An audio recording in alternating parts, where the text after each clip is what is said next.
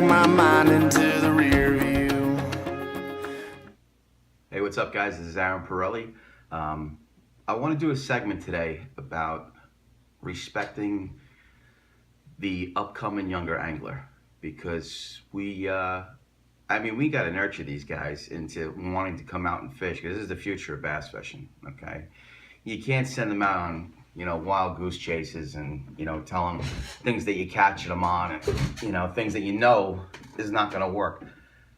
These kids are begging their parents. They're asking mom and dad for money to go into draw tournaments or open buddy tournaments and whatnot.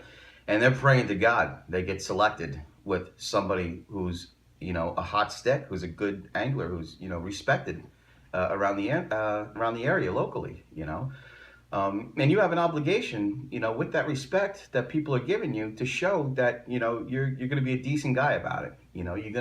You're gonna bring them to your same spots that you would normally bring them to. You're gonna share, the boat responsibility with them. If you feel a little, weird about working the trolling motor with them, letting them work the trolling motor since he's a younger kid or whatever, that's fine.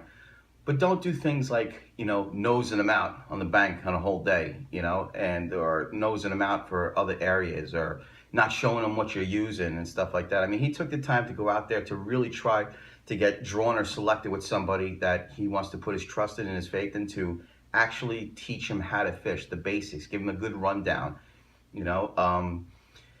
I've seen, and kids are, really gullible with this stuff, because they really want to do what you guys do, and what I do, obviously, And I've seen some horrible, horrible stories told to kids over the years, when I'm on the bank and I'm going into weigh-ins or whatever. And you get guys that come in with a good-sized bag, a good limit, and you'll see kids run up to them. There's one time I saw two young kids, they borrowed, mom and dad's money to get themselves a Grumman aluminum boat. Everybody else in the whole damn bank, it's got a fiberglass boat, Ranger, Skeeter, Nitro, you name it, And these guys had an aluminum Grumman, maybe a 14-footer, the igloo cooler as a live well, putting things together, trying to make, ends meet to go out there and compete with these guys, and they stuck around in the tournament. They came in and as proud as can be, with two fish that were, 13 inches long and maybe 14 inches long, two smallmouth. I mean, tiny. And they didn't dump them over the side and say, oh, we didn't catch anything. We had a whole bunch of whoppers, but we thought we were going to, be outgunned here today. So we just threw them back. We started seeing the leaderboard and realized that, we're not going to have a chance, And they were proud of those two fish. And then they saw these guys come up with a sack. And I mean, these guys had a sack for like 30 pounds, for 8 fish or whatever. And they, saw them and they started asking, hey, what were you guys catching them on, And one guy, dead serious can be, I mean, really, it really pissed me off, because, I mean, these kids really were looking up to you because they know who you are. You're, you're a hot stick, and, you're very well known around the area. And you're telling them you're drop shotting a helicopter lure in 40 feet of water? Really? I mean, come on, That bait, maybe that bait might have caught fish back in the day when Roland Martin first advertised it against fish that just were in a pond that they've never seen anything before, or a golf course or something else.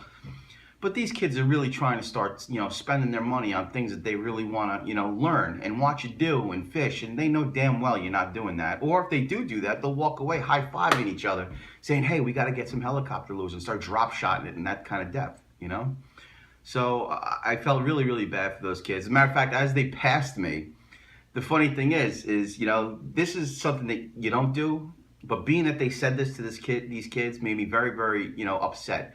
And I hate sending kids out on a wild goose chase. I told them, these guys pulled up. They actually pulled up a couple boats down for me, and they didn't have the, the sense to actually, cut their lures off their rods. They pulled up, they beached their boat. They sat there, every single lure was on their rods. I know what they're doing. I know what they're doing because I seen them copying us and watching us, what we were doing, a couple days before. So I know damn well what they were doing. And I told them, hey guys, when you walk by to go get your boat, why don't you just take a little look on that deck and see what's, see what they really have, because that was just a horrible answer, I've seen guys tell kids, hey, we're bottom fishing, with the 16th ounce hair jigs and 60 feet of water. It's windy as hell out. You got a 16th ounce hair jig and you're fishing it in 60 feet of water. By the time that hits the bottom, you have enough time to do your taxes, paint your car, wash, 8 loads of wash. There's no way in hell you're doing that, okay? And they're serious about it. And these kids are just like, all right, we got to go out. We got to go buy a whole bunch of hair jigs, We got to go out and go buy this. We got to go buy that because these guys are telling us to buy this, You don't do that. You come up with your own game plan. You ask them, and as for the younger guys that going out there, don't ask what guys are catching them on. It's the worst question you can ask, okay? And don't ask them, hey, what color are you using? One of the best questions you can ask them is like, where are you marking them? How deep are you catching them?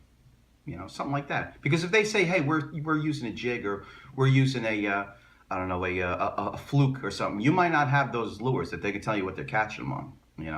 The most important thing is where you marking them, where you finding them. What depth are you catching them at? That's the most important question. Not the color, not the style of bait. Because you got to use what you have, obviously. If you don't have what they're using, you're not going to catch them, And basically just, try to figure out your way of, catching them and figuring out a pattern for yourself, But for the guys that are out there that are teaching these younger guys, I mean, they're up and coming. They're the future of this sport. They get turned off now.